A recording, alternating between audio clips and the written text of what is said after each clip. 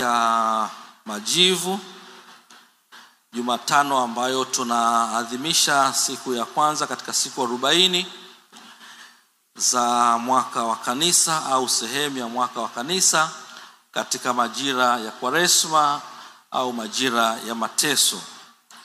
Katika matazamio ya kanisa tunategemea kwamba katika siku hizi 40 za kuanzia leo Wakristo wanatafakari safari ya mateso ya Mwokozi wetu Yesu Kristo, lakini wakianza nyuma pale Yesu anapoanza kuingia katika majaribu na kukaa nyikani siku 40, ambapo kanisa linatufundisha ya kwamba ilikuwa ni siku ambazo Mwokozi wetu Yesu Kristo alikuwa akijaribiwa na Ibilisi, lakini pia zikimuandaa Yesu Kristo kwa ajili ya kwenda kukabili mateso. Wapendwa wa Kristo wenzangu, kwanza ni furaha yangu kwamba tumepata nafasi ya kuadhimisha ibada hii, na ajenda yetu kubwa katika majira haya ya Kwaresma ni swala la toba. Baadaye nitasema kidogo kuhusu jinsi Isaya ambavyo anatualika kwenye toba, lakini nipende kukukumbusha ya kwamba Kwaresma hii ni Kwaresma ya familia, ni Kwaresma ya mtu mmoja mmoja kupata nafasi ya kutengeneza na kutazama Ukristo wake. Mtu mmoja mmoja kutafuta kuongeza thamani ya yeye kuwa Mkristo. Mtu mmoja mmoja kuongeza thamani ya nguvu ya jina la Yesu katika maisha yake.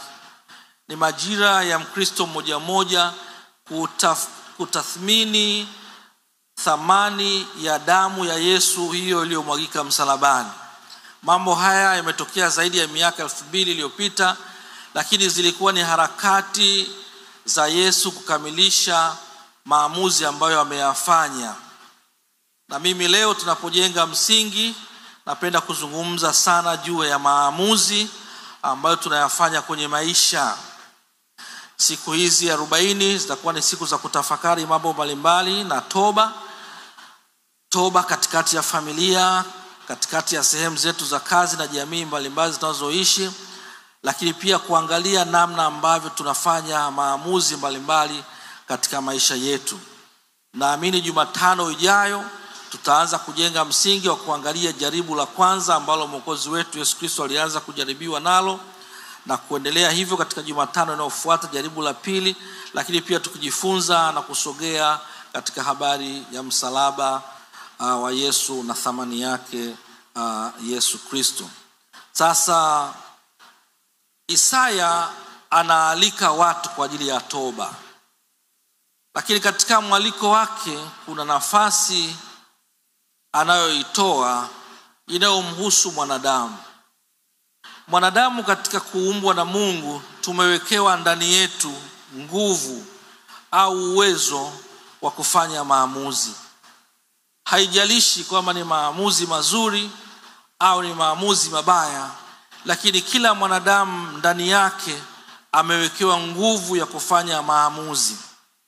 Na mimi ninatamani katika majira haya ya kuomboleza na kusogea kwenye toba kwa Mungu, kila mmoja pia apate nafasi ya utulivu ya kuangalia namna ambavyo anafanya maamuzi.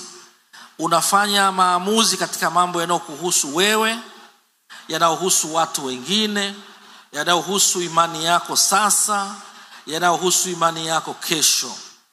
Maamuzi tunayoyafanya kwa watoto wetu, maamuzi tunayoyafanya kwa watu ambao tunawaongoza na kuwasimamia, yamesababisha dhambi au yameleta baraka kwenye maisha.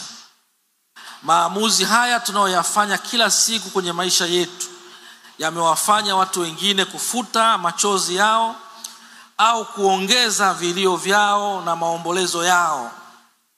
Maamuzi tunayoyafanya yameleta utulivu katikati ya jamii na familia zetu au yamechochea migogoro, yameongeza mifarakano, yameongeza mateso katika akili na fahamu zetu.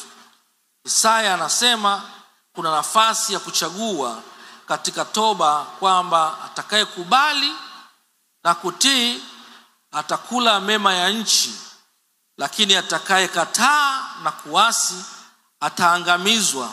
Tena Isaya anasema ataangamizwa kwa upanga, kwa sababu kinywa cha Bwana kimesema haya. Wapendwa wa Kristo wenzangu, majira haya ambayo ninayaheshimu mno katika majira ya kutafakari mateso ya Mwokozi wetu Yesu Kristo, Hey, my English not chagua mambo mbalimbali. Habari za ufalme wa Mungu na zenyewe zimewekewa fursa ya kuchagua, kwamba una nafasi ya kuchagua kuwa Mkristo wa kweli au kuwa Mkristo ambaye una jina la kuwa Mkristo, lakini maisha yako hayaonyeshi Ukristo wako. Katika maisha tunayoishi tunapewa nafasi ya kuchagua hata maisha yenye matokeo ya baraka au laana. Katika kitabu cha Kumbukumbu la Torati anasema, mwanadamu, nimeweka machoni pako njia mbili, uzima na mauti, baraka na laana. Lakini anatoa nafasi kwamba uweze kuchagua njia ambayo utaifuata. Wakristo wenzangu, maadhimisho haya ya Kwaresma yaambatane na namna ya kuongoza watu wengine, namna ya kuamua vyema. Tuwafundishe watoto wetu, tuwaelekeze watu tunaoishi nao, tuthubutu kuwakosoa wale ambao tunawapenda, tuthubutu kuwaambia vitu ambavyo haviwafurahishi wale ambao tunawapenda, ili tupate kuokoa nafsi zao na kuponya roho zao. Wakati mwingine katika jamii zetu unaweza ukampenda mtu, ukamheshimu sana, ukamthamini sana, na kwa sababu hiyo ukakosa ujasiri wa kumwambia juu ya makosa na dhambi zake. Katika Kwaresma hii Mungu atupe ujasiri wa kufanya maamuzi hata ya kuwaambia watu tunaowapenda, tunaowaheshimu, kwamba njia unayoiendea ni njia ambayo nina mashaka nayo, ni heri ukaiangalia tena kwa ajili ya utukufu wa Mungu wetu. Ndugu zangu wapendwa, ujasiri ndio uliomfanya Yesu katika safari hii kukaa pamoja na wanafunzi wake. Wakati fulani ninatamani watu tusifikiri sana kwa vitu vya kimbinguni. Kuna saa tunaweza kupewa akili na Mungu alafu tukafikiri sana vitu kimbinguni hivi mpaka tukashindwa kufikiria namna ambayo tunaweza tukaelewa mambo katika uhalisia. Yaani, fikiri Yesu kama kijana ambaye yupo kwenye familia, ana Mariamu mamaye na babaye, ana ndugu zake, ana wanafunzi ambao siku zote anazunguka nao wakihubiri naye habari za ufalme wa Mungu. Fikiri habari za huyo mtu ambaye amekaa katikati ya waalimu wa sheria, viongozi wa dini za Kiyahudi, akizungumza nao mambo yanayomhusu yeye, ya kwamba ninakwenda huko Yerusalemu, nitaingia mikononi mwa watu wahalifu, nitakwenda kusalitiwa. Anaongea na watu ambao wako pamoja naye. Na fikiri jinsi ambavyo anapozungumza na hawa wanafunzi, anakula nao na kunywa nao, wanapiga story za mambo yaliyotokea wakati wa huduma leo, wanakwenda kulala. Lakini katikati ya hilo kundi anajua huyu atanisaliti, huyu atakwenda kunikana, huyu atakwenda kuniacha muda sio mrefu, mambo yakishaanza kuwa hovyo atanikimbia. Lakini bado Yesu alichukuliana nao hatua kwa hatua. Ukivifikiria kimbinguni unaweza usipate hiyo touch kwamba Yesu alipita katika mwili wa kibinadamu, lakini pia alikabiliana na vitu katika mazingira ambayo ni ya kiuhalisia sana. Watu unaoimba nao kwaya, watu unaohesabu nao sadaka, watu unaoshiriki nao jumuiya, watu unaoishi nao kila siku nyumbani kwako. Alafu unapaswa kuwaambia ukweli ya kwamba miongoni mwenu kuna mtu ambaye atanisaliti. Watu ambao unashirikiana nao kila siku kwenye maombi, ukafika mahali ambapo ukawaambia ya kwamba siku moja utanikana mara 3, hautanikubali, kwa sababu ya hofu, kwa sababu ya mashaka, kwa sababu ya kutunza heshima yako. Wakristo, tunapoanza leo safari hii ya siku 40, hebu tujitengeneze katika namna ambayo tunavaa viatu vya Yesu na kutembea pamoja naye, kwamba pamoja na kwamba alikuwa anajua ya kwamba nakwenda kukabili mateso makubwa, hakufanya hasira kwa watu waliokuwa pamoja naye, hakufanya chuki kwa wale ambao walikuwa wanakwenda kumsaliti.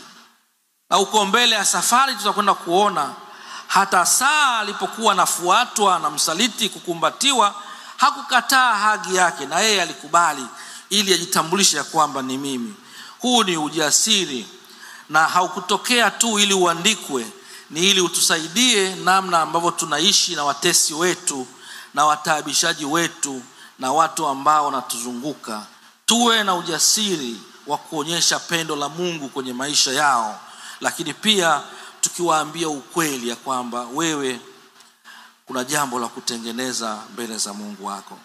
Ni maombi yangu kwa Mungu ya kwamba sharika huu wa Msasani katika Kwaresma ya mwaka huu wa Bwana wa 2025 pazaliwe shuhuda ya kwamba katika Kwaresma hii lipo jambo lisilokuwa la kawaida ulilifanya katika Ukristo wako, katika ufuasi wako. Zizaliwe shuhuda ya kwamba ulifanya maamuzi mapya juu ya Ukristo wako kupitia Kwaresma hii. Ifanyike na kuzaliwa ushuhuda ya kwamba ni wakati ambao ulichagua kuwa Mkristo kweli kweli. Mambo ya ubatizo na namba za ahadi viwe vya ziada, lakini ndani yako ulifanya maamuzi makubwa ya wewe kuwa Mkristo. Kwaresma hii usiiache ikapita hivi hivi. Iwe ni Kwaresma ya kukumbuka matendo mengi makuu ambayo Mungu ameyafanya kwenye maisha yako binafsi na kwa watu wa nyumbani kwako. Kama si mkono wake, kama si wema wake, kama si huruma yake, kama si maamuzi aliyoyafanya ya kwamba nakwenda msalabani kwa ajili ya mtu huyu ili asiangamie, hata jioni hii usingelikuwepo kwenye ibada hii. Mwingine ulikuwa na excuse nyingi, ukajitahidi, ukastruggle, ukapambana, ukaweza kuja kwenye ibada. Ni ili upate neema hii ya kwamba tumia nafasi hii kuona huo wema ambao Mungu ameufanya kwenye maisha yako kupitia Yesu Kristo. Wapo watu wanaotamani tu kuwa kama wewe, hata hawataki kwenda mbinguni. Angekuwa tu kama wewe ingetosha. Apate elimu nzuri, apate chakula, apate afya nzuri. Anatamani tu kwamba angefikia hali ya wewe kwamba una uwezo wa kuona, ingemtosha hata asingeenda mbinguni. Anatamani angekuwa na uwezo wa kusikia kama wewe tu, kutembea kama wewe tu, ingemtosha hata asingeenda mbinguni. Uone ya kwamba wewe unavyoona, unavyosikia, unatembea na kuishi wema wa Mungu ambao Yesu Kristo aliingia gharama. Haijalishi wakati mwingine shetani anaweza kuletea manunguniko, akalisti mapungufu mengi uliyokuwa nayo, ukaona ungetamani ungekuwa na kile zaidi na kile zaidi. Tafuteni kwanza ufalme wake na haki yake, na haya mengine tutazidishiwa. Yesu Kristo ambaye tunaadhimisha mateso yake ni yeye yule jana, leo na hata milele. Amekuwa akigonga katika mioyo yetu kila siku. Tubadilishe njia zetu, tutubu, tuache dhambi. Na wakati mwingine ananong'oneza kwa sauti ya upole, kwa sababu amekupigania, amekutetea, amekuokoa. Usingekuwepo, lakini amepigana ili uwepo, ili utengeneze mambo yako. Na wakati mwingine anasema kwa sauti ya upole na lugha ya kwako, pole pole sana, ninasimama mlangoni kwako, ninabisha. Yesu anakubembeleza. Haijalishi wingi wa dhambi na makosa na mapungufu, anakubembeleza ili wewe usiangamie na kupotea. Anataka akae ndani yako. Lakini ile nguvu ya kufanya maamuzi niliyoisema, imekuchelewesha kufungua mlango ili Yesu aingie ndani yako. Jioni hii tunapoanza siku hizi 40, ninakushawishi kwa jina la Yesu na kwa damu ya Yesu iliyomwagika msalabani, kagua namna unavyofanya maamuzi kwenye maisha yako. Amua ufungue moyo wako, Yesu akae ndani yako, afanye makazi ndani yako, ili siku hizi 40 zinapoisha mbingu zishangilie pamoja kwamba na wewe jina lako limeandikwa katika kitabu kile cha uzima. Mungu Mwenyezi alibariki neno lake na tubariki sisi sote. Tuimbe pamoja korasi ile, kweli ni huzuni kwa kifo chake Yesu, tukiwa tumesimama na kuendelea kujiandaa kwa maombi ya utulivu.